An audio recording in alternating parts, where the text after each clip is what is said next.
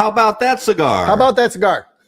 That was the quick version. It was. Ladies and gentlemen, welcome to the Drew Estate Cigar Studios for episode number 84 of How About That Cigar Live. Thank you so much for joining us. Hey guys, if you're with us on Facebook, if you're with us on YouTube, thanks again so much for being with us.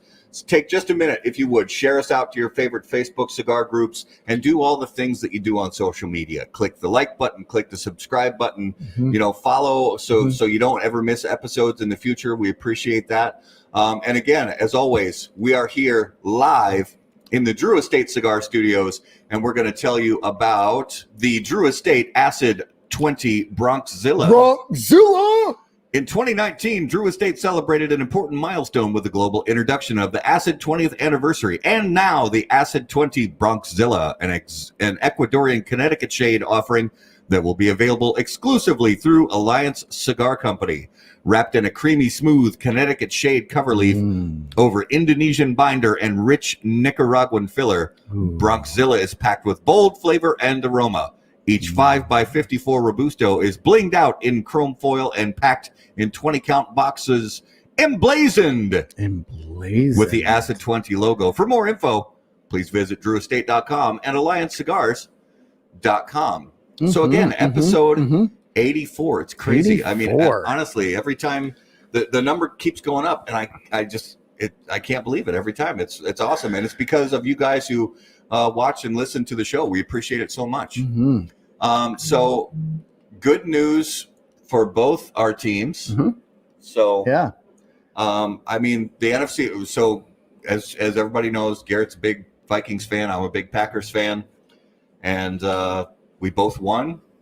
And the Bears have fallen apart. I thought. I mean, by like week 4, I thought the Bears were kind of legit, and now they're just not. No, and I do have to give that front four is still, pretty nasty. Having Hicks go down certainly hurts, but I think it's going to be tough with no offense.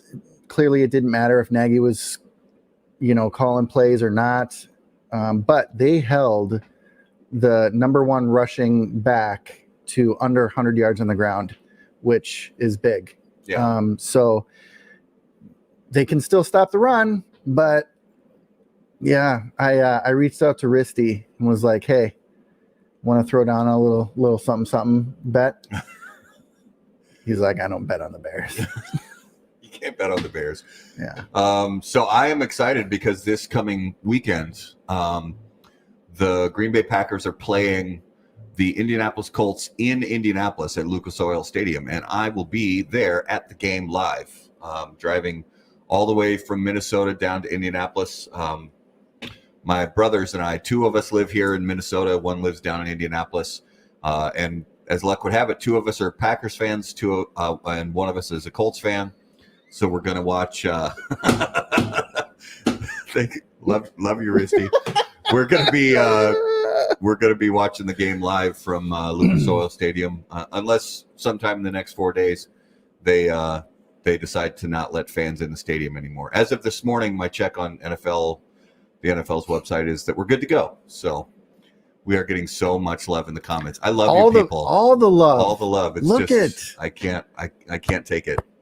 It's me right here. In some countries, in some countries that word means I love you. That's for Risty. Do we got sound? Clap? Yeah. Oh. We got it. Can you hear that? Did you? Okay, we got it. Okay, good. We got it. That's for Risty. Risty was actually our first ever live guest on How About That Cigar. Well, not live. Our first ever guest on an interview of How About That Cigar. That let's just say, how do I put this delicately? Garrett screwed it up. So I own it. There were audio issues. Audio issues, video issues. I thought I was ready, and gosh dang it, I failed. But the silver lining to all of this was this last year at Ristafari, listening to Risty, who by this time was like 9 sheets to the wind. This dude was gone. telling the story of this, and he's like, Garrett's running around the room like a retard clapping. I got gangsters calling me on my phone. It was going to be the best, and it was. It was a great interview. Honestly, the best interview ever. It's sad so baller, that it's and it was lost. all gone. It's lost. So we tried to even find the old footage, but it's gone. Don't know what happened. So, but that's humble beginnings of a show that now is at episode number 84. So we've learned. We're grateful for all of it. So let's get right into it with our special guest this evening. And as always, guys, special guests on How About That Cigar Live are brought to you by Corona Cigar Company and coronacigar.com, the internet's largest and easiest to use virtual cigar store. Corona Cigar Company offers you the finest handmade cigars, humidors, and cigar accessories at the absolute lowest possible price. You'll also find unique and limited cigars containing Florida sun-grown tobacco. As a proud American, President and founder of Corona Cigar Company, Jeff Borshowitz, believed it was possible to bring cigar tobacco farming back to Florida. At Corona Cigar Company and coronacigar.com, you'll find the best selection anywhere in the world of cigars containing this special Florida sun-grown tobacco. If you live in Florida or are just visiting, be sure to visit any of the great Corona Cigar locations in downtown Orlando, Sand Lake, Lake Mary, and also the Davidoff of Geneva Lounge in Tampa. For more info, please visit coronacigar.com and floridasungrown.com. So, guys, if you would please, without further ado, welcome for his second appearance on How About That Cigar Live from Southern Draw Cigars, Robert Holt. Welcome back to the show, brother. It's an honor. Hey, good to see you guys. And deductive reasoning. If Risty was your first live guest, I'm your first dead guest. Here on episode 84, I am in a cryo freeze out here. I feel like Han Solo. You in the carbonite freeze there? You said before we went live that it's like 34 degrees there, so it's brisk. It dropped since then, and I'm not even smoking a cigar. I'm just making it look like it, and that's my breath, But good to be back, and congratulations, man! It's come a long way, right? Episode 84. Yeah, it's phenomenal. We love it. It's it's something that we're trying to grow and have we just have an absolute blast doing it and try to get a little better at it every week. And we're grateful for people like you coming on the show and telling your stories about your brands and your cigars, because that's what we love so much, and we know that people who watch and listen to the show, that's why they do, because they just love the story so much. Mm-hmm. Well, we're honored. We're always honored to be able to fellowship and share time with every member of the media. And, we've said this since our early humble beginnings ourselves, that if it wasn't for the media embracing us and giving us opportunities to share stories and backstories and our mission, Southern Draw wouldn't be where it is. So, let me flip the script a little bit and say thank you for giving us that opportunity. It's vital for what we do. Yeah. And I also said this before we went live, and I've already smoked through a fair amount of it. Garrett and I have. Don't adjust your set. This is actually how big this cigar is, and we're going to have Robert talk about that in just a minute here. But also, I have to say at the kind of at the outset that this is a big deal for us as well, because this is the first time we're having you back on the show since we announced. And this goes back all the way to the very last day of 2019 when we announced that the Southern Draw Kudzu Lustrum was the #1 cigar of 2019 for How About That Cigar. So, we've said it before, but we'll say it again. Congratulations to you and all the family at Southern Draw for making making what you make and putting together just really beautiful blends. And for anybody who's watching or listening who has not yet had that cigar, look for it and find it if you can, because it is truly special. Well, on behalf of the family, a big thank you.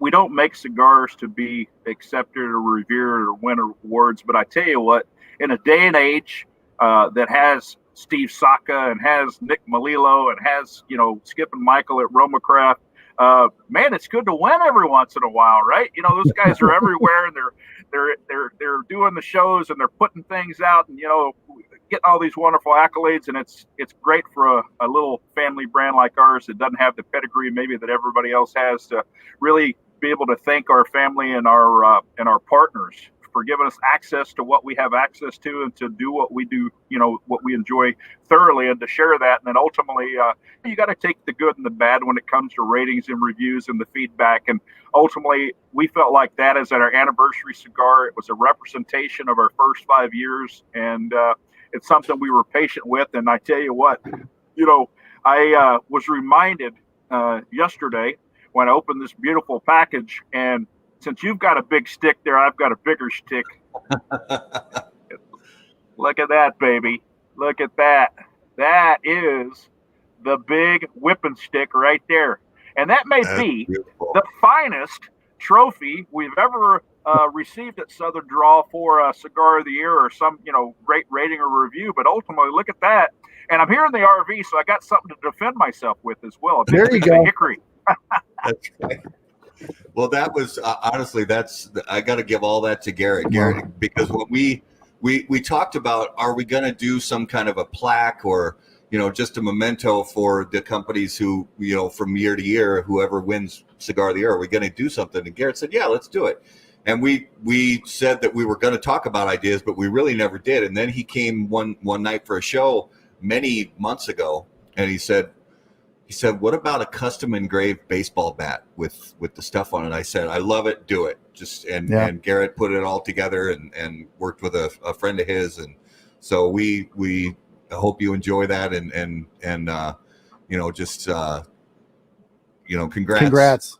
Yeah. Well, we thoroughly enjoyed it. It was, you know, when you get something that takes a lot of forethought and planning, and you know, it's great to get the plaques and great to get the little trophies and all that. We've enjoyed some of that success too. But you know, this has a practical use, guys. You know, but you had to go out of your way to think about something unique and special. And I think part of this industry is trying to think outside the box every once in a while, whether it's packaging design or shapes or sizes, or even promotions, but you know, for swag, if you will. But in this case, that whipping stick is probably the most clever idea I've seen. And you know, like I said, it's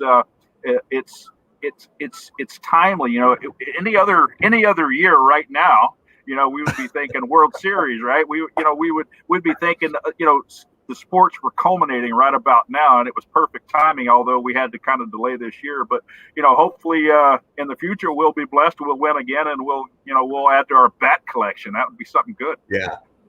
And we wouldn't even be a bit upset if you wrapped it with barbed wire and started slugging zombies with it. Yeah, we're all good with that. Throw some nails through it.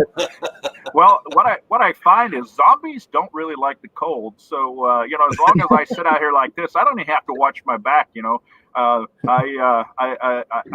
will probably put barbed wire on it. You know, just for Sharon in case she gets out of line. But wait, she might be watching. I take that back. Yeah. I was thinking internally. I had internal dialogue. You know, my bad. Sometimes those thoughts that are in there, just the ones that you mean to keep inside, they just slip right out. I don't know too many people that don't have that little devil right there. You know, he's right there. And he removes the filter. Yeah, from your mouth. He takes the filter out. So yeah, Robert. Obviously, we want to talk about, you know, there's some really cool stuff that you guys have going on, going into, you know, the close of 2020 and pushing into 2021. You know, that you guys are not sitting back and just, although, you know, COVID has been a big kind of an obstacle for a lot of people, for most of us really, because we're all living in the same world and we've got to deal with the same restrictions that everybody else does. But you guys have not been, you know, just lying around waiting for the world to come to you. You've been like you always have, going out there and putting together new things and new ideas, and you know, just really trying to not only give your existing customers new stuff to smoke, but trying to you know, attract and give some interest to new customers. So let's start right off the bat with this beautiful big Jacob's Ladder Brimstone El Presidente. If I don't recall, I'm sorry, the exact name that you gave to the Vitola, but tell us about this big beast of a cigar. Well, it goes back to Ethan Jacob, our son, which is the namesake of the original Jacob's Ladder cigar. And, he was instrumental not only in the blend, but the particular sizes we've released to date. And I think he said it best during a trip, and it was probably in the month of November that he went some years ago to the factory. And he said, Dad, it's a very aggressive looking cigar for people that haven't smoked a tremendous amount. But I believe that in its boldness, it's still approachable. And we kind of stuck with that hashtag that it's bold but approachable. So the Jacob's Ladder has done very well. It was part of the release year 3 years ago, along with the Rose of Sharon, that really changed the trajectory of Southern Draw. And when you take the heart of our business, which is Sharon, and the soul of our business, which is my son, and you put that together and you make that kind of the forefront of your daily business and promotion, you realize good things happen. So a few years back, not knowing what our plans were for the long term, he said to me, he says, I love sitting on the patio having a Jacob's Ladder Gordo, and I like having those single barrel, small batch whiskeys that you get from some of your retail partners, which they always share with us. And I kind of bring those home to him and let him enjoy them on the patio. He said, but here's the problem. I don't want to have to get up and go get another Jacob's Ladder, cut it and light it, because I think 2 Gordos is too much, but one's not enough. He said, what about a larger, longer cigar? And he goes, I think a 60 ring gauge is a little too much. And we started really thinking about what we had in our release window coming up. And of course, this cigar, was something that I kind of focused together with AJ Fernandez and the team there. And I said, we're going to go with the largest traditional Cuban cigar mold, which is a Grand Corona. So this is a 9x48. And several of the traditional Cuban brands that used the Grand Corona nicknamed it the Presidente. And so we stuck with that. It had nothing to do with the election year. This year had nothing to do with politics. It had to do with paying homage to the traditional molds. And this is actually how the cigar comes, if you'll allow me. That is a handmade cedar pataca or wooden cigar box. And that is produced there in Nicaragua. And there you see that bat again, 9x48. This cigar should have came out during the trade show this year that, of course, was delayed and then, of course, ultimately canceled for the year. But we couldn't sit on it any longer. We wanted to bring this to market. We wanted to, bring something unique and special to the Jacob's Ladder line. So this is the Brimstone blend. So Brimstone really is the double broadleaf triple Lajero version that we released last year in the Perfecto 656. What we did with this cigar is we did manipulate the Lajeros to go with a little smoother Lajero selection, not just the power of the Esteli Lajero. But the beauty of this cigar, I think, really happened with the delays in releasing the cigar. Leaving this in the aging room for 6 extra months allowed it to really bring a mellowing capability or more of a maturity, if you will. And what I found is this has become the one cigar in the line that is my favorite, even probably more than the original Jacob's Ladder Lancero. So, we brought this to market in the last couple of weeks. We were able to get some media kits out on that. But a 9x48, a classic Grand Corona, and I think it just has the great profile. For me, to this point, its ignition rate, its burn rate, its draw has been flawless for us, and most of the feedback that I've heard in the first couple of weeks of its release out there has been extremely positive, and I hope you guys have the same experience. What I got to tell you, out of the, I don't know, maybe a couple dozen A's that I've ever smoked, this one started out with plenty of smoke output right off the foot. Yeah.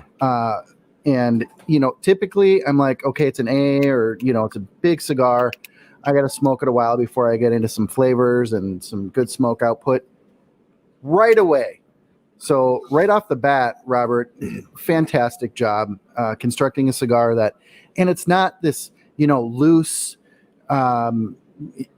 perfect draw. Yeah, it's not a loose draw. It's not underpacked. It's not burning too fast.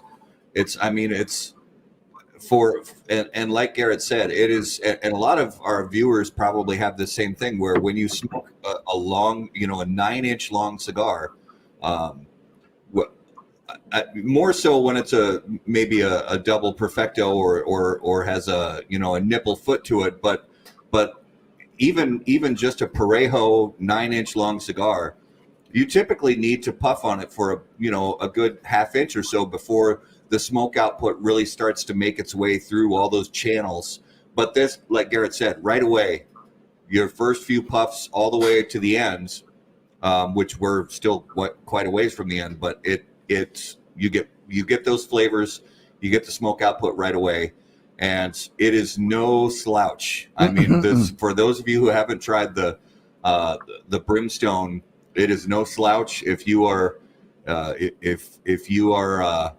somebody who is experienced as a cigar smoker, this is one of those cigars that is just so powerful in its flavor profile, in the mixture of spices and a little hints of sweetness from broadleaf and things like that. So it's I highly recommend that you guys reach out for the cigar, and especially Robert, for a cigar like this, packaged in a Pataca like that is that gorgeous, painted box that each one comes individually presented in. It's a special cigar, that if you're going to take the time to smoke a cigar this size, it's going to be, you'll want to actually set that time aside, whether it's for a special occasion or for who knows what it is. And, I applaud, this release. I think it's a killer.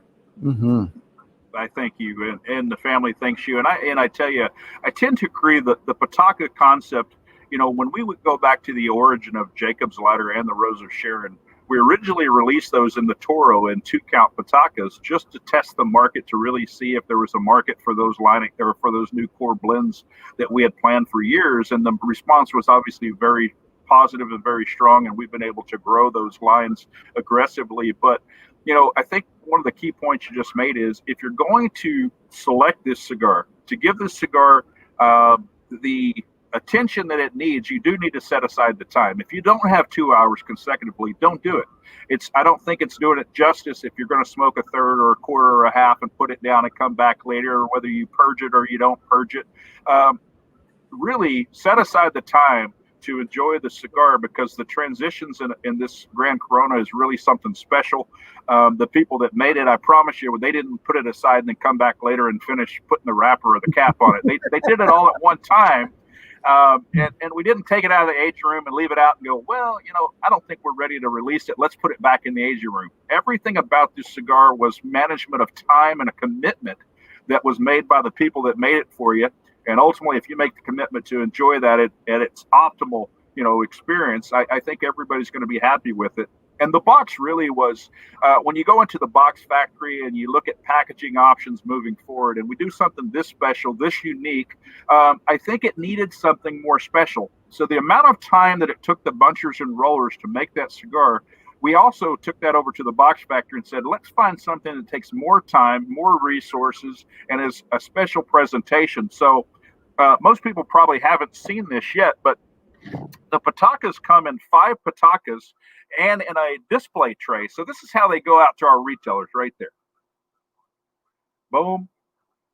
And, when you remove all 5 of these Patacas from that, the display tray actually doubles as an accessory tray, so that if you buy it as a consumer, we've already had a number of consumers that have bought the 5 packs, right? So this really is meant to be kind of a catch-all for your lighters and your cutters and your fluid, your purge tools, bleed tools, whatever. A lot of people have multiple cutters, but really something that will sit there that's just simple, not to take away from the presentation of the Pataca. But this little tray was the idea of the box factor, to say, let's not just sell the Patacas. Let's give them something that'll be functional after the fact. And if you're a retailer and you sell individual Patacas, you can continue to refill it. But, that little tray, it just makes a nice little display. It's kind of the same colors as the Brimstone band. the Jacob's Ladder blue, the gold cliches, and of course the white accents. So, I think they did a phenomenal job, and I'm proud of what they did in a year that was really tough to bring new things to the market and unique things to the market. And we just couldn't be prouder of the work what they did and how this came out. That's beautiful. We got actually a great question from one of our viewers here looking for a recommendation. So Chad wants to know, what kind of beer do you think pairs with this stick, with this Jacob's Ladder Brimstone? Well, that's a great question, and I'm probably a good guy to ask. We probably should ask Robbie Rasmussen, but but we're going to ask Robert Holt. This time of the year, the October, November, December release, especially in the craft beer market, I'm going to tell you is the finest time of the year as the stouts and the porters come out, the barrel aged. But I'm going to give you two. The first is going to be the first ever release to the retailers of the Yuengling Hershey's chocolate porter. So they've opened that to distribution across the country in most places in the last month or so. So it is a chocolate porter that is finished with Hershey's, which are both classic Pennsylvania companies that go back, 100 plus years. It is a smooth, it's not overly sweet. Believe me, as a porter, it's a much lighter porter than one would think. It's very approachable, but it's a perfect complement to this. But the other thing I would say is really look at your favorite Kentucky barrel-aged or barrel-aged stout. The KBS is a really good selection. Again, I think the kudzu is a great pairing product with those Kentucky barrel-aged. But in this case, I think the mellowing or the maturity of this cigar in the aging room allows it to kind of open itself up to really enjoying some of those more complex, more depth of flavors that come out in the stouts and the porters of this year. But hey, look at your local market, support your local brewers, and that's really on the beer side. If you're going to get into the whiskey side, I tell you what, I'm a big Four Roses proponent, but a small batch Four Roses, I usually go with the Desert Rose type solution, but it's actually more of it's not really as complimentary as one would think. It's more contrasting. But those vanillas and those caramels and those mellow notes of that Four Roses really allows the sweetness of the broadleaf, but really it does not disguise the power of those ligeros and allows more of that greasy, meaty, fatty smokiness to come out like you're sitting next to the barbecue grill in this cigar. So it's kind of a nice yin and yang, if you will, with a much a mellower, more complex, more depth, more legs, more viscosity of a nice single barrel like a Four Roses. Yeah, that's a great recommendation. And so when it comes to, I know there are a few people, it's not really common, but there are some people who like to eat while they smoke. I'm not one of those people, but what I will do from time to time is I'll have chocolate or something like that when I'm having a cigar, especially, and with a cigar like this, having a few squares of a really high quality, super dark chocolate nearby, and with a cigar this long, I mean, every 20 minutes or so, just reach over and have a bite of really good dark chocolate while you're smoking the cigar, and it's just going to bring out that contrast even more. Where you'll get the the dark cocoa notes, and then you'll mix that with the spice and the ligero and all that, and I think this would be a good cigar to have chocolate nearby with. Without question. I think the other side of that recommendation with dark chocolate is there's people that this nicotine will affect the power of that.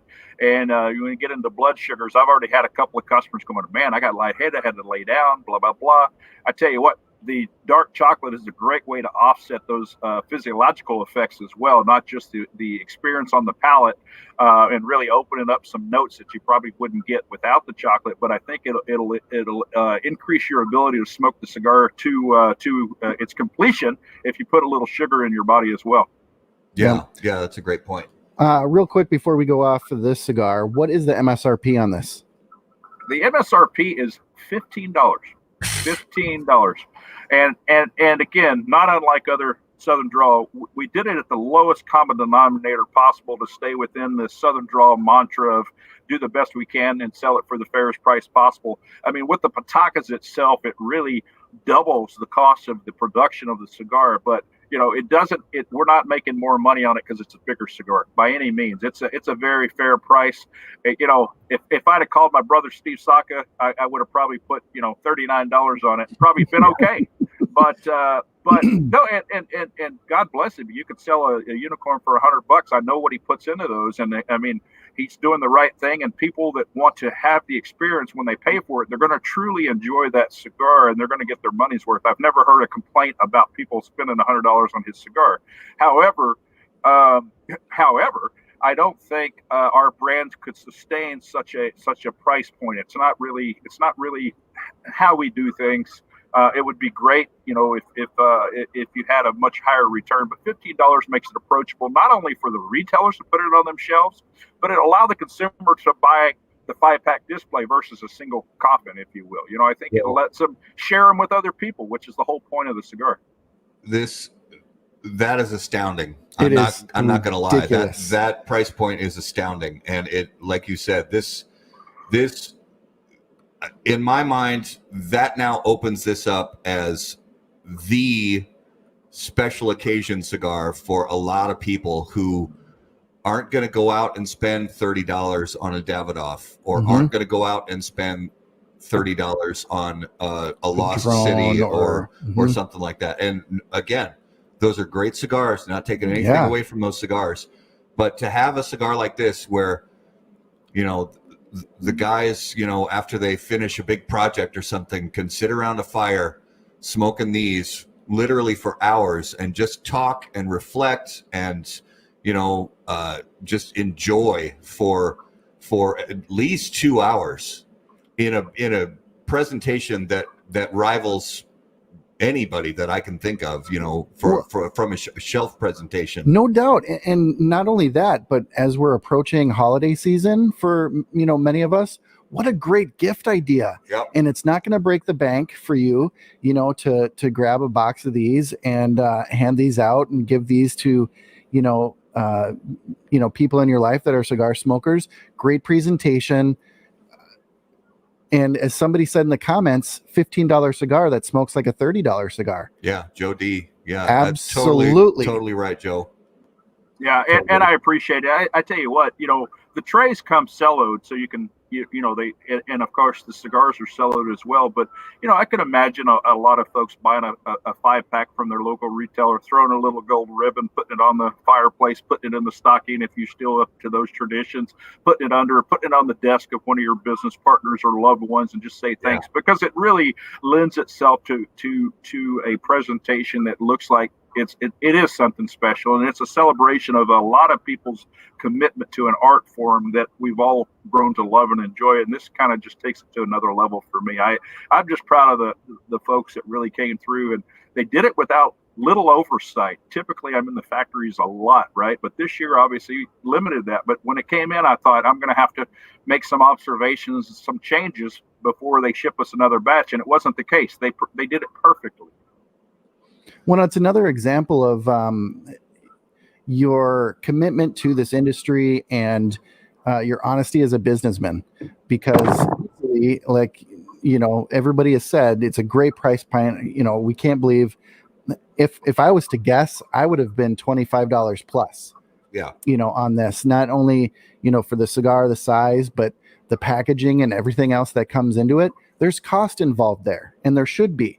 $15. I'm still trying to wrap my head around it. I can't. Good on you guys for making a fantastic product. And Well, if I may, I'll say two things of influences on our brand and our business model. First of which, I went to AJ many years ago. Most people know that if it has a Southern Drawl band on it, it was produced at one of the AJ Fernandez factories through our relationship there. But I went to AJ so many years ago when he first released the San Latano Habano Requiem, the beautiful Habano, which I still think is one of the best cigars for the price point. And I said to him, if you can produce that cigar and sell it for that price, that is as fair as I've ever seen in the marketplace for a guy that loves cigars, that buys as many as I do. And that's number one that I want to observe. And then I flip that over to our friends across Austin, Texas, there at Roma Craft and Skip and Michael. And I look at what they've done over the years, and not just their loyal fans and their weasels, if you will, but when you look at their body of work and the fair price that they put out, because they own their own factory, they have efficiencies that I will never enjoy. But I learned a valuable lesson, that is, you don't sell it for more because you can. Let's put a fair price on everything, and let's, avoid, raising prices unless we just absolutely have to, because there are, price increases of raw materials and labor over the years. But we learned a valuable lesson by watching Romacraft and Skip sharing his desire to keep every cigar in this certain price point to make it approachable to all of his retailers. Because it's not just the consumers paying the end price, it's the retailers going to have this much space that turns this many products. How many facings I'm going to give to Southern Draw? And if you haven't watched Romacraft retailers, then people really wouldn't understand that most Romacraft retailers carry every cigar that they make. Yeah. That's a lesson learned, because they're all fairly priced. Right. Right. So there's other great new stuff that I want to have you tell us about too. So right here, guys, I'm holding up the new Rose of Sharon Desert Rose Lonsdale. So I'm not going to lie, Robert, I absolutely loved the Desert Rose that was newly released last year in that box press Bellicoso. This, when I heard about this size, this is my wheelhouse. 44 ring gauge, pigtail. I mean, this is my wheelhouse. And also, I've been on this big Connecticut renaissance for the last year or so, where I've just been smoking as many Connecticut shade cigars as I could. And there are some really phenomenal ones coming out. And I did smoke one of these a few days ago in preparation for this interview. And tell us about this new iteration of the Desert Rose, because I really dig it. Well, I think, again, most people that follow me over the years or the brand, they realize that 40 to 46 ring gauge is my wheelhouse. It's what, no matter who the factory or the producer or the blender is, I typically enjoy those classic thin ring gauge cigars, and I've smoked them for many years. Now, the problem is, when you're coming out with a brand, we had to make a decision, and our decision was the core blend should begin with Robusto, Toro, Gordo, the three top selling sizes for most retailers. And it's allowed us to get a breadth of our offering across the country. But the joy in my life really comes around Lanceros and Lonsdales, Coloniales, some of these smaller form factors. But the Desert Rose last year was really an extension, obviously, of the Rose of Sharon line. Typically, when we do release a Bellicoso, it's a celebratory cigar, i.e., the Cedrus, some years back, celebrating Phil and Shelley Hogan's 20 years of commitment to our family and our businesses, and his retirement with the Navy, and really highlighting the Bellicoso first. The Lustrum that you made the #1 cigar of the year in 2019. Again, thank you for that. That had aggressive aging and post-roll aging that was second to none for us. It was an anniversary series. So, the Bellicoso Desert Rose was kind of our introduction of a refined, heartier version of the Rose of Sharon. A little different wrapper with some more body, a little different ratio in the Ligero, where we added a Corojo 99 Ligero to the Piloto Cubano that the original Rose has. It was a hit. So, to your point, the Desert Rose Bellicoso is now a full production cigar in 20 count boxes and bundles. So that's how successful that project was last year as we celebrated our anniversary. Now, let's get back to the root of it. Lonsdales are absolutely beautiful, but you can't really lead with those into the retail market, because you have to have a product that has a demand for it before you start introducing these specialized sizes, right? It's a value proposition. But the Desert Rose Lonsdale, note that it's the first round format Rose of Sharon we've ever released on the marketplace. We did test it in 44, 46, and 42 ring gauges. We did test it anywhere from 6, 6.5, 6 3/4. We smoked that cigar in round semi-box pressed or soft box pressed and complete full box pressed. And in the end, the consensus was within the family that the round 6x44 was the perfect Vitola to release. Really get you enjoy the heavier or hardier version of that wrapper. And I'll tell you right now, the box design on that some of the media, you guys got the boxes, some got bundles because we didn't have all the boxes in yet. That's the first third-party box design where we worked with a design firm. It's a phenomenal box. It's a 12-count box. Again, a dozen roses, if you will. But I can tell you right now, it's the one cigar I have none of because I would smoke 4 or 5 or 6 of those a day. I find that is a perfect cigar. And I'm not belittling all the work for all the other Connecticut and hybrids that have been coming out. Obviously, Saka's been getting a lot of love with this Brulee, the blue, and obviously Hoyt in Nicaragua with their Uno series as well. Nick's done some great things with this high clear line as well. But I will tell you right now, I would put the Desert Rose Lonsdale up against any cigar in the world and feel very proud about our submission to the pie competition, right? I think that, the barbecue competition, chili cook-off, whatever it is, I would put that cigar as a well-rounded offering on the tables for any judges to smoke. And I think people will be excited to enjoy that.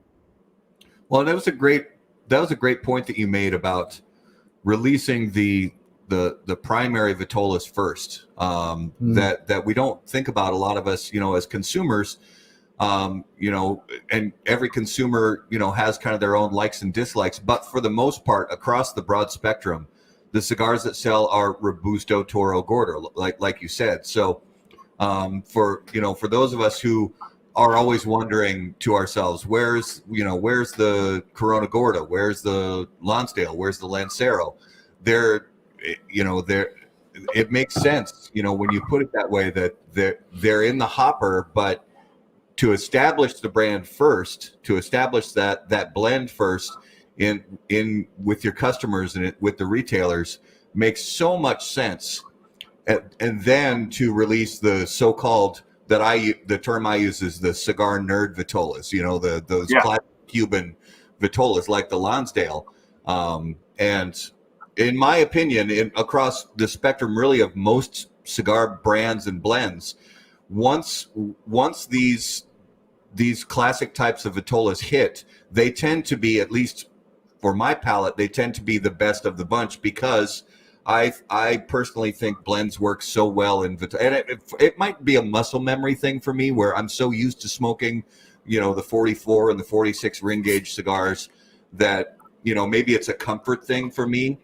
But for me, they almost always tend to be higher on the enjoyment list, just because it's like I said, it's a vitola I enjoy. I agree 100%. And for the record, since we're talking about the Desert Rose, the Rose of Sharon is its own line. The Desert Rose is its own line now. It is not part of the Rose of Sharon. It is a unique variation, a unique interpretation of that original Rose of Sharon, using some very significantly different components to make it. So what we won't do is we won't cross over with the Desert Rose and make vitolas that the Rose of Sharon has been selling in for all these years. So the traditional Robusto, Toro, Gordo, Lancero, 6x56 Perfecto, those are reserved for the Rose of Sharon blend. And the Desert Rose, as you've seen, the Bellicoso, now the Lonsdale, we did an exclusive for Famous recently in a round format Toro that's just theirs. But you'll see the Desert Rose, a unique blend in itself, and you'll see that continue to grow, much like the Presidente you're smoking now. You'll see that line grow on its own legs, because the retailers have given us enough feedback, the media has given us enough feedback, the consumers have given us enough feedback to have confidence that what we projected 7 or 8 years ago to be these lines and these vitolas, we realize now that those particular blends are able to stand on their own 2 feet and come out in unique and different formats, much like you have there, which is the Lonsdale. Yeah. So going back now to the box press Bellicoso, there's also the beautiful new Firethorn Augusta. So let's I'll say also, I smoked one of these a couple days ago, and very, very good cigar. Really enjoyed it a lot. So tell us about this new beauty. Well, 2 things. Again, the Firethorn and the Kudzu were the 2 original blends by Southern Draw. Of course, we celebrated our anniversary with the aforementioned Lustrum last year with that Media Tiempo wrapper. and tremendous amount of age. Well, at the same time, nestled up in the aging room were the cigars that you have in your hand there, the Firethorn Augusta. So, we have released Robusto, Toro, Gordo, two Perfectos, and Lancero in that blend over the last 6 years. Now, we've always wanted to save the Bellicoso for last because we wanted to celebrate something very important to our family. And for those consumers that are watching that haven't read any of the press releases, Firethorn is named for the 15th hole at Augusta National Golf Course. Of course, we had the Masters tournament last week there in Augusta. Congratulations to Dustin Johnson for an incredible performance there. But it really celebrates 50 years of military service in Augusta at Fort Gordon, originally Camp Gordon in Augusta, Georgia. Not just myself and my father and my uncles and brothers and sisters. We have 50 years of military service in that community. And we kind of wanted to not only go back to the original backstory of the Firethorn, which is the 15th hole at Augusta National. I had the opportunity to serve together with someone in my command that also served with my father during the Vietnam era. So we wanted to pay some homage to him and his influences on our family for the last almost 50 years now, and he didn't want his name mentioned. So ultimately, the Firethorn, his favorite hole, the place where his military retirement took place there in Augusta, Georgia, kind of was the inspiration or the influence of this. And again, this is a cigar that has tremendous amount of post-roll aging. The Habano Rosado, the San Andreas is the same as all of the other Firethorns. The Pueblo Nuevo tobacco there in the filler combination is actually a much higher ratio. It has, to me, a much more refined palate than the original Firethorn, which we call our sweet and spicy. The Habano Rosado having a little touch of sweetness. The San Andreas having that deep, rich, kind of Mexican chocolate, dry chocolate kind of flavor with a little bit of power, but very clean on the palate. But I think with the aging of this cigar, it becomes a very mature cigar, a very refined cigar. And I think it's a great celebration of a Rosado, a very thin, temperamental wrapper that was able to be box pressed and then aged. And ultimately, we try to do one Bellicoso a year. And this year, the big winner was going back to the original Firethorn blend. And we were happy to bring that out onto the market. And our friends at Cigars International put it in all their stores and all their distribution channels here late in the year, which was tough to get it out. But we have high hopes, and we think that too will be a cigar that we'll see in full production in boxes and bundles in the future. Yeah, that's great. And how weird is it, by the way, that you just mentioned that the Masters just concluded, and the Masters just concluded in November. That's so. I mean, it's just another thing to throw in the long list of weird stuff in 2020 that the Masters was in November. It was odd, and I think maybe even the viewership was affected by that because it's just not spring, right? But here's what I liked about it. What I liked about it is when the Masters is played in the spring, it's in bloom. It's in its stage of color, and the azaleas and everything are just blooming, and they're beautiful, and it detracts from the most important thing. The one thing about Firethorn or Pyracantha is those little red and orange little berries and thorns really become prominent in the fall when you get the camera close up because they don't bloom. They stay the same all year round. And ultimately, they really, in me, when I got to see the little bit of footage I saw on the 15th hole, which was a defining hole for the tournament, in that being that big par five, as you're going into the final holes of the tournament, the Firethorn stood out, which is what it should have done. So I actually appreciated it was in November and again not in the springtime. Yeah, I agree. It was cool to see that course in a different light, in a different season, because it really looks like a different tournament.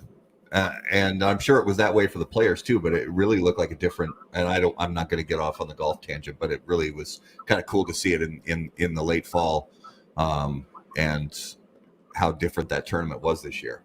Yeah, without the thousands and thousands of people of trampling around and detracting and making noise, I think you got to see the course for the first time as a viewer in the eyes of a member that went out to play on the weekend and went out to play Thursday, Friday, Saturday, Sunday with their buddies that are also members, right? I think you get to see it in its true state, that a member that worked hard to become a member there, that is honored to be a member there, gets to play that, and we didn't have to see it with everything trampled and kind of run over and loud and boisterous. I know it's golf, but that many people have to detract from the beauty of what it really stands for, which is why that cigar to us is important, because it really captures that essence and that personality of Augusta, Georgia. Yeah. Mm-hmm. So besides the ones we've mentioned so far, what else do you guys have that's coming to market, or what other projects do you have that are in the works right now? We've got a lot of projects, of course, but let's talk about this year.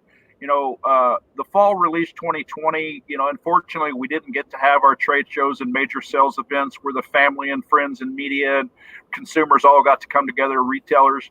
The Jacobs Ladder Presidente we've talked about, but I would be remiss if I didn't mention we released the Jacobs Ladder Oblivion in a 5x58 Perfecto together with Cigar Federation at the same time, and it's the only place you can get that. It is full body, full flavor, plus, rip your face off. 5, 10, 20 count. That's a unique little firecracker of a 5x58 Perfecto. The Desert Rose, yes, the Lonsdale is our full production release. We're excited, but we got to do the first famous Exclusivo in the Toro round format, a phenomenal cigar, which only you can get there. We released 3 new fraternal orders for Cigars International, not just for retail, but also for all their channels. We released a fraternal order Black San Andreas 7.1 by 58 Solomon, a powerful, beautiful, rich, chocolatey Mexican San Andreas there. And we released the new Fraternal Order White, which is a Doble Capa Barber Pole 7.5 by 40. Lancero, absolutely beautiful cigar.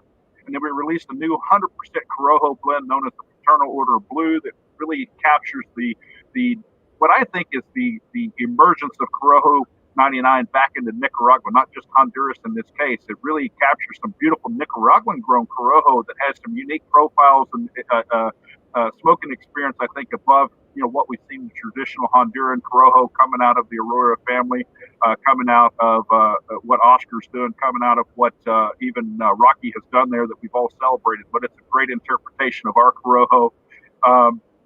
And of course the Augusta there, and then what we have here in December, and again, this might change after what's happened in the last 24 hours in Nicaragua, but we do have a planned release of a new core blend by Southern Draw. We did a little quick social media kind of contest here a couple of weeks ago, but we've selected 10 of our retailers to be the only 10 retailers in December that will get the new core blend by Southern Draw. It'll be a very refined, a little higher price point, but it's something we've worked on for many years together with AJ Fernandez and the team there. But we've got a unique core blend that's going to kick off a new line of core cigars for Southern Draw that are going to be known as the silver line. So to date, the Rose of Sharon, the Firethorn, the Kudzu, the Cedrus, and the Jacob's Ladder are the gold series. Those are the 5 core blends of Southern Draw. We know a lot about them. We've shared a lot of those. But you'll note that each one of those have the gold embossing on all the rings from cigar rings, if you will. But now we're going to move into a more refined. Hopefully, we're getting better at what we do. We're getting better at our process, our aging, our fermentation, our post-roll aging. Fermentation is key to these new cigars, but they're going to come out in 10-count boxes, but still shelf-friendly for the retailers, a little higher price point, but it's going to be well worth it, we believe. And, here in the next couple of weeks, pending on what natural disasters are going on in Nicaragua and Honduras right now, if we're going to get those cigars out in time, here in about 2 weeks, the media will see the first media kits coming out for this new release that we held off half the year, a little bit longer than we thought, but it's a line that we're going to extend next year aggressively, but we're going to start with one size 10-count boxes, and we have 7 small retailers across the country and 3 very large ones that were the first 10 to commit, sight unseen. They don't know what the blend is, they don't know what the packaging is, they don't know what the price point is, but sight unseen, they all agreed to bring these new cigars to market together with us in the media. Nice. And that's a great thing that's another example of the relationships that you've built with your retail partners is, for them to say yes to a product they haven't seen or sampled, that's a big deal. So you should be proud and happy about that.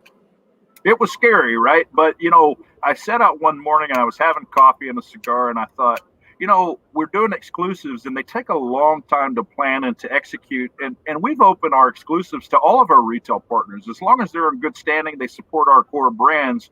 We try to fit them into the future releases that we already have planned. We don't, because of the FDA, we don't just go out and create new things and bring it to market and risk that we're not going to be able to sell it in the future. We're really particular about what we're doing. But this was our first opportunity to just kind of share it sight unseen. I did take a picture of a cigar without showing the bands and the brand and all that, or disclosing any of the blend information. I was like, if you're interested, just shoot us a message. So we had 10 commitments and about 50 backups in less than 24 hours. And for a small brand to say that kind of faith and trust that they believe in us enough that they're willing to write a check of the size that they're going to have to write to be the first 10. But it also lets us in the media really focus on those 10 to make sure the consumers get them in time for the holidays, if it all works out the way we have planned, without having to get the brokers and the reps to try to distribute it all across the country in the month of December. In the middle of COVID, it's very tough. So they're helping us, and we hope we're giving them something exciting to share and something new, and they feel like that they're part of our growth and the success that they've provided for us. Yeah. Mm-hmm. Oh, that's awesome. So we did talk a little bit before we went live, and I want to have you share as much as you're comfortable sharing about it. Like you mentioned a minute ago, that Nicaragua is kind of going through some stuff right now, pretty severe stuff when it comes to weather, and it's going to affect the people who rely on the cigar industry. These people who live in Nicaragua and other areas in Central America as well. So tell us a little bit, again, as much as you want to share, about what you learned about what's going on down there. Well, a couple of things. Obviously, if people haven't paid attention, a Hurricane Eta hit Central America just about 10 days ago. And I think Honduras took the brunt of that. I saw some very graphic images and videos come from Oscar Valderas, him and Island Jim, but I also understand from the Arroyo family and others that operate there in Honduras that the floods and the rain was devastating to a lot of the farms, factory, homes, and communities there. And that's number one that really put this on my mind. And then, of course, 10 days later, we have another hurricane that comes ashore in Nicaragua, Category 4, Category 5. And as we prepared for this show tonight, I happened to see a few graphic videos from Frank Santos over at AJ Fernandez. And most people know that AJ Fernandez has been our partner from day one. These people are our family. We rely on them. We've worked for them.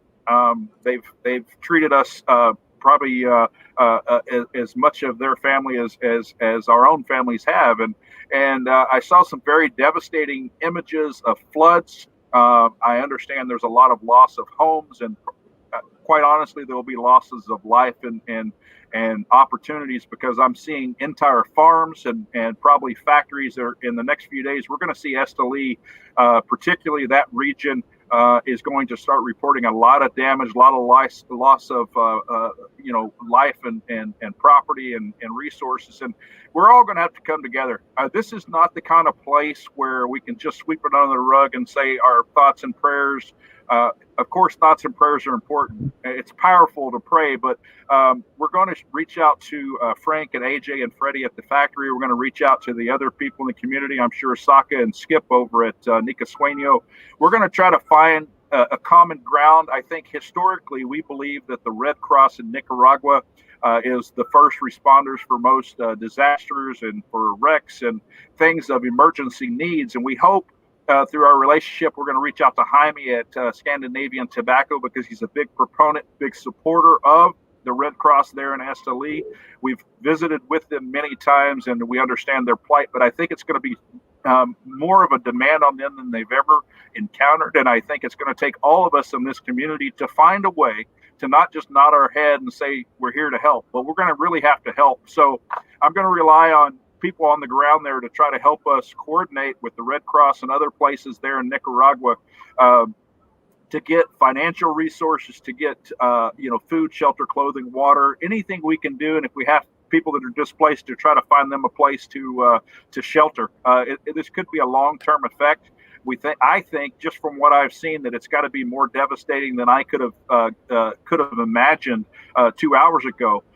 So I'm not looking forward to the sun coming up and seeing more and more images, but we need to all kind of pay attention. I'm going to ask you as members of the media to share those images and some of these abilities for us to all come together. And no matter how little or big you can donate or support, everything's going to matter. And for once, people are going to understand that everything matters. Many of us have been through natural disasters and hurricanes and tornadoes and earthquakes and those things in this country. But when it hits a third world or developing country where people have little to begin with, it could be generational. And I'm hoping that we'll find a way to make a measurable, quantifiable level of support for these people, because it's and right now we can't go there. We can't fly there. This had it all on lockdown. It's going to be tough to get resources, but we're going to find a way to get resources and support and help into those communities. We have to, or what we're doing tonight is all for naught, because this is what it's all about. These are the humble people that need our help, and we're going to appeal.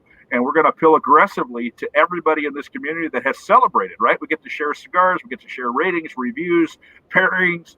We get to talk about a lot of great things, but the most important topic of the night really is what can we do to help these people and help them quickly? And I appreciate you giving me a moment to do that, because it appears to be quite devastating. And I'm sure we're going to get more reports from people on the ground there tomorrow.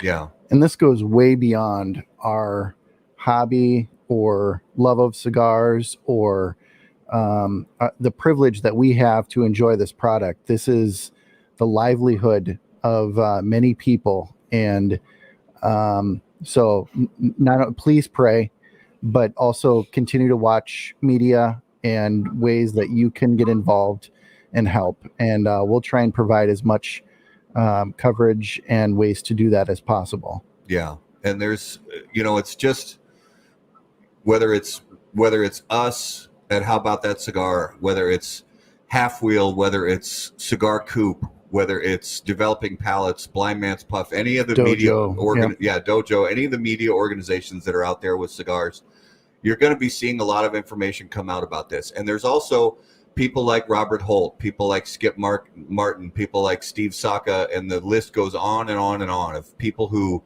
are deeply involved in the cigar industry. AJ Fernandez and the Aroa family and the Padron family, and you're going to see a lot more information coming out about this. So please pay attention to those people when they start talking about this on social media, because most likely they're going to have ways, and we're going to try to make you guys aware of ways that we as the cigar community, because like Robert already said, thoughts and prayers are great, and I'm a praying man myself, and for those of you who are praying people, I encourage you to pray as much as you can about this. But there comes a time that you have to actually put something forward beyond just a prayer. And if we can, if we in the cigar community can come together and share a little bit of what we have to help these people in Central America get through a time that, like Robert said, it's generational for them. If a natural disaster like this happens in the States, people, it's devastating, and people are, there could definitely be loss of life. But when it comes to loss of property and things like that in the States, we're looking at a few months to maybe a year of cleanup if it's ultra severe. The people in Central America are looking at a decade or more of these effects being seen through their families. If people like us in the cigar community don't come together and put something forward to help out. So Garrett and I, we're going to keep putting out as much information as we can about ways that we as the cigar community can actually help. And I know Robert's going to do that. I know AJ's going to do that. And I know a lot of other people are going to do that as well. So please, over the next few weeks during this busy holiday season, take the time to go on social media and find those ways that you can help, because it will be immeasurably more meaningful to somebody in Central America. That $20 could be immeasurably more more meaningful to them than it could be to me. So let's just try to keep our thoughts on that. And be careful of any of the GoFundMes you see, and make sure that any places that are, accepting money for this cause is a legitimate place. This is unfortunately one of those spots where people do tend to start scams. So just make sure that your money is going to the right place, and it's a vetted and trusted source. Yeah, make sure it's a reliable source. Definitely. Well said. Well said. I mentioned the Red Cross in Esteli just because of our visits there and seeing what little we've been able to support go right into effect. And again, I think as a developing country like that, they don't have the government resources to come in and do all the cleanup and provide temporary housing and food vouchers. That probably will not happen. If you think you're driving down the side of the road and you're going to a family Thanksgiving dinner and there's a car on the side of the road that you can just pass by, they're in trouble, but somebody else will stop and help. That is not the case in Nicaragua and Honduras. Somebody else isn't going to do the work for us. You need to stop and render aid, because that is the one opportunity you have to change lives and maybe save lives. And, so I mentioned the Red Cross, and I think there'll be other organizations. I'm going to reach out to the bigger factories and bigger people that have the resources.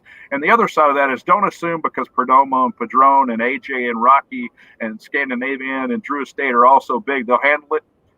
Guys, they're being affected too. And their ability to respond is going to be affected like they've never experienced before, because they live there. Their factories are there. Their farms are there. This is going to impact this industry for a long time from what I've seen. And maybe I'm blowing it out of proportion, but what I saw tonight spoke volumes to me, and it took my breath away for about an hour before this show. And we, again, I think the media is going to be able to capture a lot of that imagery and those stories and kind of help direct us all in the right place where our support can really, get to the people in the meantime. And it may be, where we're going to have to help relocate and provide, like they're part of our family, because that's what they should be. And we won't beleaguer it, but I expect that when I see these type of images, that I'm only seeing, 5%, 1%, 2% of what the devastation truly is. But we say, pictures speak 1,000 words. Well, they're speaking volumes to me right now. And I think we're going to have to, unfortunately, share those to have a call to action that we're going to need to help the livelihoods of these people. Yeah, absolutely. Well, let's shift right now into our weekly smokabulary word. And let me pull up my images here. And as always, viewers and listeners, Smokabulary is brought to you by AJ Fernandez. Born and raised in Cuba, AJ Fernandez now produces unparalleled premium cigars in Esteli, Nicaragua. The day-to-day operations at Tabacalera AJ Fernandez are managed under the watchful eye of Mr. Fernandez himself in order to ensure superior quality. The AJ Fernandez portfolio of premium cigars provides blend, strength, and flavor profiles to match the preferences of any premium cigar consumer. Whether it's New World, Dias de Gloria, San Latano, Enclave, or Bellas Artes, you are sure to be satisfied with a premium cigar from AJ Fernandez. So this week's, this is going a little bit off, because for the last month or so, the smokabulary word has been kind of simple. This week's a little different. It's not totally weird, but this week's smokabulary word is trumpet. And it may not seem like a word that means anything to cigar smokers, but Dizzy Gillespie, Dizzy Gillespie, yeah, exactly. But there's, and I was going to grab one from my humidor before the show started, but I didn't have time. But in the premium cigar world, if you hear the word trumpet, a lot of times that's going to refer to the shape of a cigar. It's a very unique shape that we really don't see very much these days. And it's basically a cone-shaped cigar that sort of resembles the bell of a trumpet. And it's a couple that I can think of is the Craft series from Roma Craft from the last few years. It's got that really distinct flair where from the head of the cigar where you cut it is maybe a 48 ring gauge, and then it slowly just tapers out evenly in this cone shape up to about maybe a 64 ring gauge. Yep. And then there's also acid. Actually, Drew Estate makes I don't remember which name of the acid it is, but one of the acid cigars has that same cone shape. It is the Big Bottom Betty. Oh, is it? Okay. I think so. Fat Bottom Betty, yeah. Fat Bottom Betty. Yeah. Yep. So I think they make a Papas Fritas in the trumpet as well. oh, that's right. The nasty Fritas. Yeah, nasty Fritas. Yeah. Yeah. So and they're really rare these days. Mm-hmm. It's a shape that I think maybe was more popular back in the 1950s or so. La Flor Dominicana made one for many years. I haven't seen that one in a while. Yeah. So it's a rare cigar shape, but it's kind of fun. I still have some of the Roma Craft ones from a couple of years ago in my humidor, and it's a fun cigar shape because when you light up a 64 ring gauge, and as you gradually smoke it, it goes down to a 48 ring gauge. It's kind of amazing some of the flavor transitions you can get from such a drastic change in ring gauge. How they roll that. Yeah, the talent of the rollers that make those vitolas is just incredible. Yeah, the Roma La Campagna, I believe. What an experience! A great cigar, but what a talented bunch of rollers. But let me even go back 10 or 12 or 15 years ago to the Romeo Obelisk. Oh yeah, that was a trumpet, but it was a box press trumpet, and it was a phenomenal cigar. And when it came out, obviously the box presentation kind of had it in a rounded, display, kind of fanned out. It took a lot of shelf space, which I think is ridiculous because we could have put other things. But I used to smoke those quite frequently. I'd go into a shop, and when I saw them, I was like, that's got to be a hard cigar to roll, which I probably know more now than I ever knew back in those days. But that was a trumpet, but it was a box pressed obelisk. Yeah, that was such a strange cigar. Yep. But so memorable because I can't remember before or after any cigar that was anything like that. That was a really cool one. So yeah, that is this week's vocabulary word brought to you by AJ Fernandez. And now it is time for Numero de los Muertos. All right. Numero de los Muertos is brought to you by Oveja Negra Brands. They bring you premium smoking experiences forged from tobacco, time, and talent. Comprised of Black Label Trading Company, Blackworks, Studio, Dissident, and Emilio, Oveja Negra Brands provides smokers uncompromising blends renowned for their flavor and lasting impression.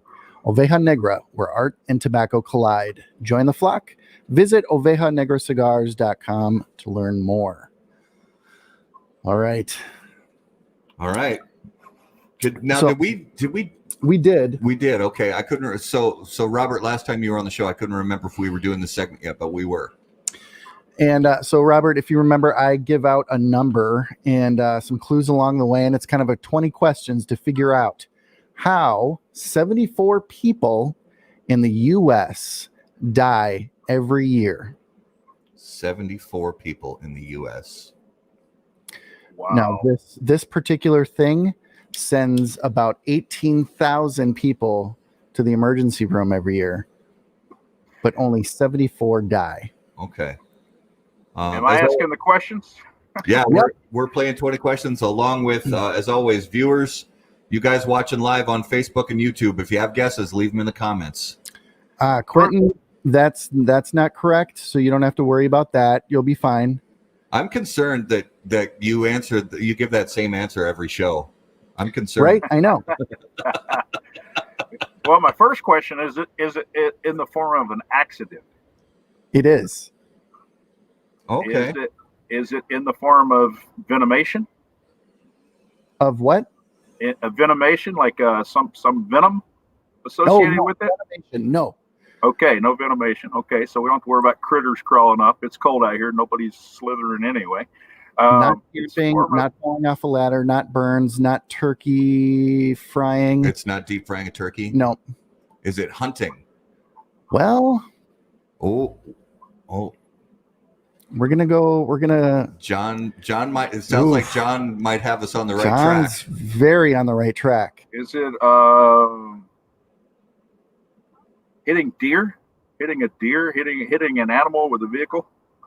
Nope. I would. That's really good. I would continue closer to John's hunting. Hunting. It's not falling from a tree while hunting. No. Okay, so it has to do with hunting is a correct answer, but I'm looking for specific hunting. Which I almost did once. I almost fell out of a tree stand once. Well, that's why you got to have your safety harness. I forgot.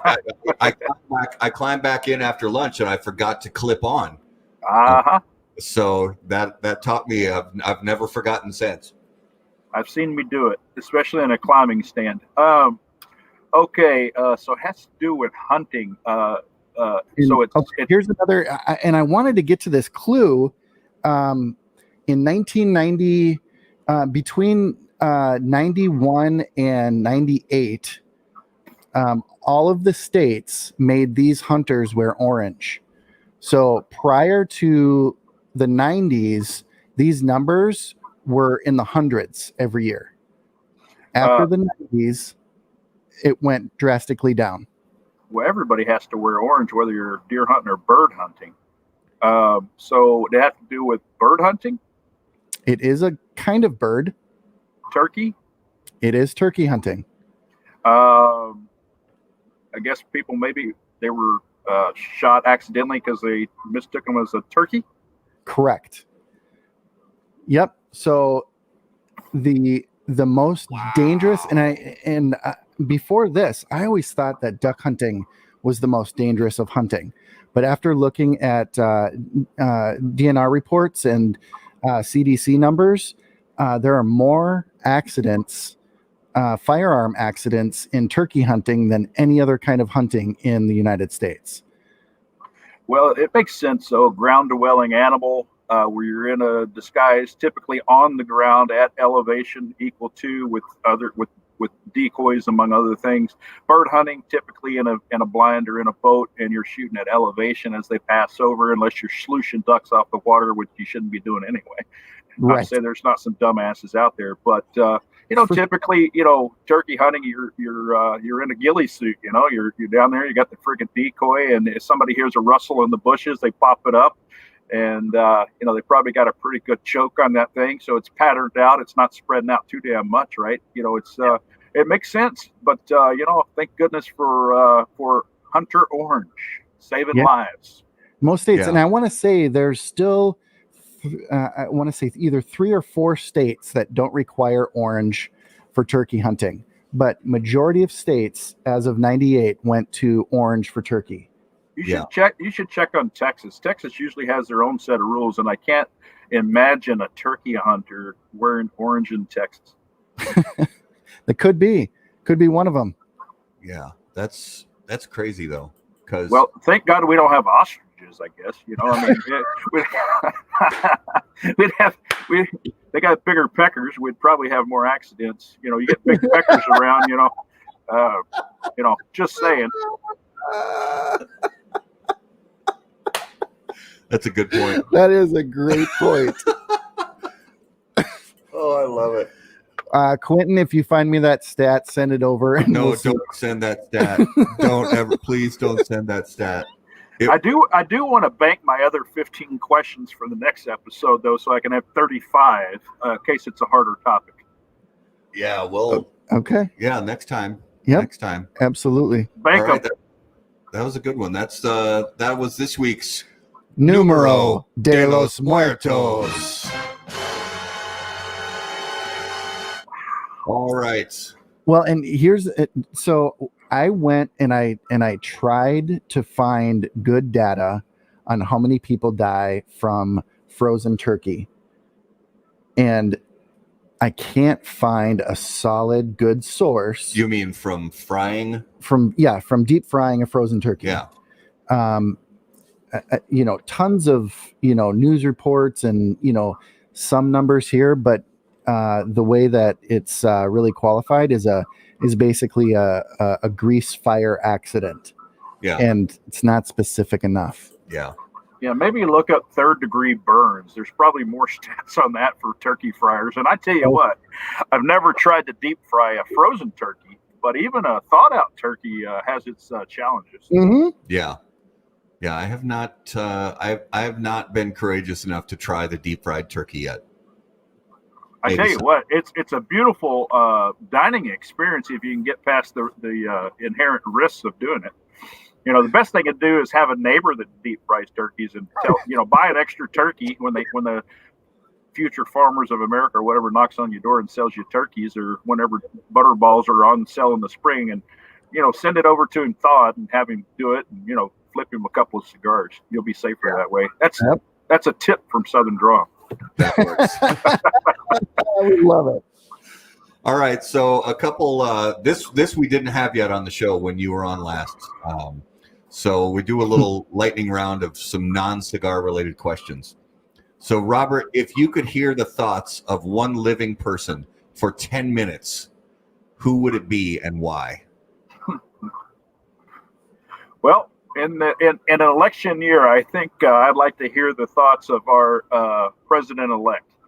And the reason why is I want to get past partisan politics. I want to get to what's important to this country. There's been a lot of division, and I would really like to hear his internal thoughts, his true heart, because I would like to convince the partisan side to, given the thoughts, if they were clear, concise, and honest.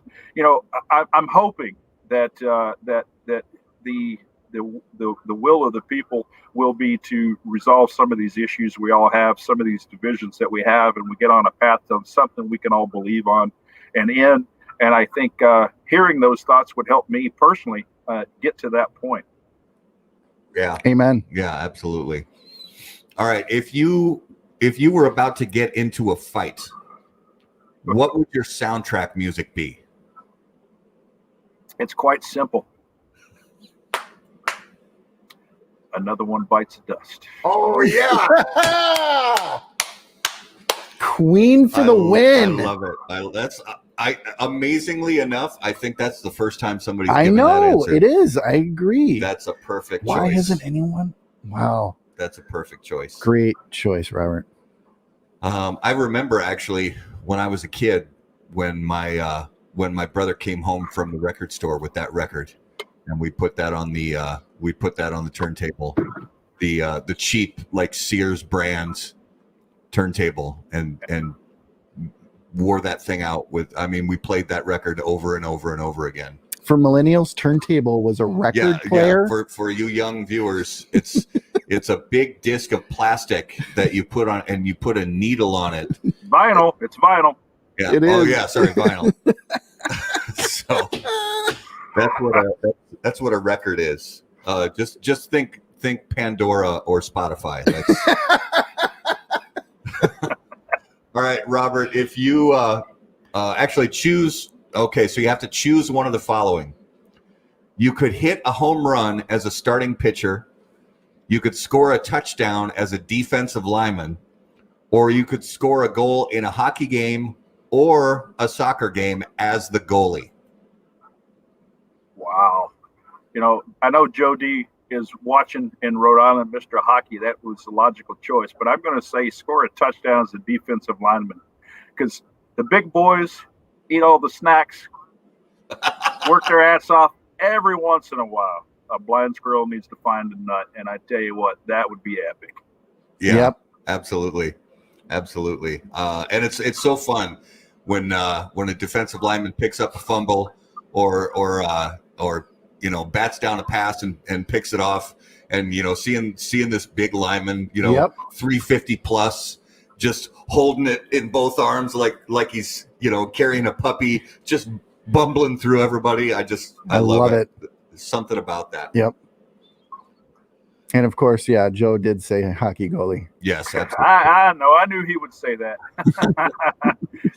All right, so let's go to this week's Notable Smokable. Again, Robert, so every week we talk about one cigar that we've smoked recently that was interesting to us. It could be a cigar that's brand new to the market. It could be something that's been on the market for years that we just smoked again for the first time in a long time. So Is there anything outside of the Southern Draw family that you smoked recently that kind of caught your interest? Yeah, actually, not to go back to the will, to my earlier reference, but I did get in on the anniversary Grand Perfectos from Roma Craft. I was able to acquire 10 of those samplers, and I smoked every single one in the first couple of packs.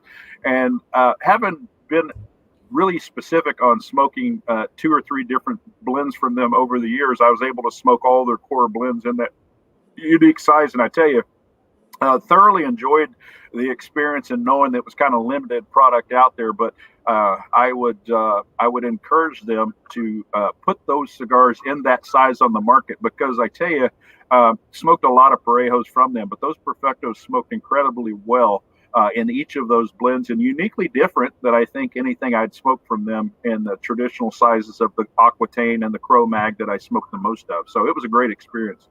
Nice. Garrett, what did you have this week? Well, I think you should go because we have the same one. Okay. So this past Saturday night, I had kind of had it with quarantine and all that stuff. And one of the things that I like a lot is having the guys over to play cards. And I missed it so much. And finally, I was sick and tired of not playing cards with the guys anymore. So I invited some guys from our Minnesota Herf Connection group on Facebook and said, guys, come over. I'll get out the poker table and we're going to play some cards. And I was so grateful to have some guys around the card table again that I got an old box that I had not opened yet, a box of Arturo Fuente Añejo number 60s from 2011. Wow. So I cracked that box open and passed it around the table. And those, I mean, the Añejos are, it's a great cigar. If you haven't had one, find it. And it's a cigar that, because it is so intense, it ages well. It definitely does lose some of its intensity, but what it makes up for as it loses that intensity over the years is this deep, creamy chocolate kind of thing. And it's just, so we smoked those 9-year-old cigars sitting around, playing poker, and just a beautiful cigar. It was ridiculous. It was so good. Yep. I think that 2011, 2012 Añejo, and somewhere shortly after that, when they released the Añejo Eye of the Shark in the charity box, those were, to me, the finest cigars that Fuente has ever put on the marketplace. For me, for just what I smoke, the profiles I like. And you're right, the age does not hurt those cigars one bit. Matter of fact, they probably, again, use the term mature. They matured to a point where they're so complex that maybe when they were young, they had a little more power and sometimes a little overbearing, I think. But those are, to me, the best cigars they've ever produced. Not to knock all their higher end lines, but I think the Añejo and the Añejo Shark were the best products I've ever smoked from them.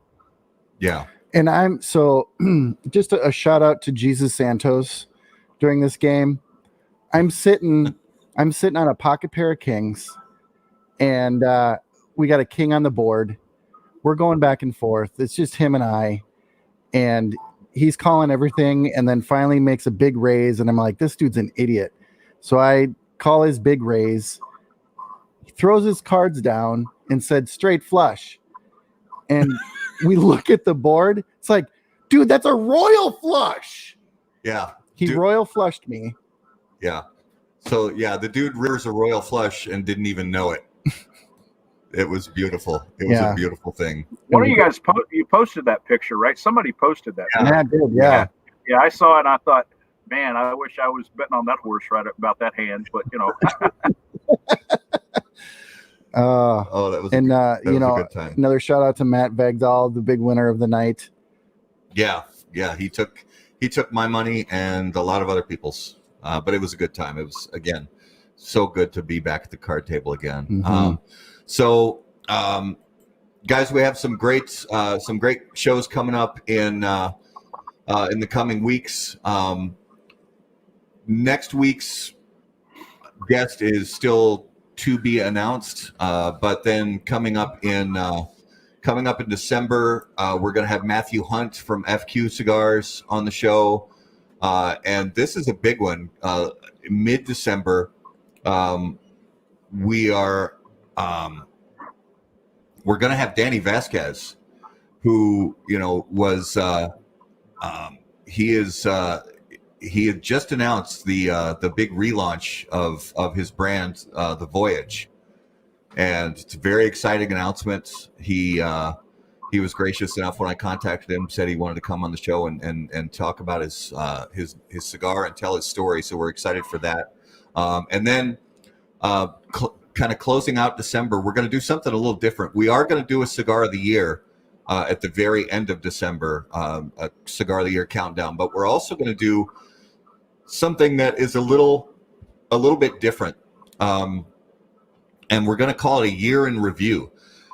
So for Christmas last year, my wife got me this beautiful showpiece. She made this beautiful showpiece shadow box with our How About That Cigar logo on the front, and basically it's just and I've been putting my cigar bands that I smoke, because where I'm sitting right now, this is the How About That Cigar Drew Estate Studios. This is also my home office. This is where I work every day, and being COVID and quarantine and all that stuff, I've been smoking a lot more cigars than than I usually did. So I finish my cigars and I take the bands and I put them in this box here that my wife made for me. And I don't put every cigar band in there, but most of them I put in there. And so what we're kind of going to do is sort of just an example, and we're going to open up that box and just start going through the bands of what I've been smoking throughout the year. And a lot of them are going to be things that we smoked on the show with guests like Robert and other people who were on that, the brands that we smoked during our live shows. And then also it's just going to be kind of my everyday smokes that I would smoke throughout the weeks during quarantine. And I thought it would be kind of an interesting experiment just to open up that, kind of go back down the last year and take a trip down memory lane and see what I had been smoking. So we're going to do that year in review show probably the week of Christmas. So stay tuned for that. Robert, give everybody a final shout on where is the best place for us to get all the latest and greatest info on Southern Draw cigars.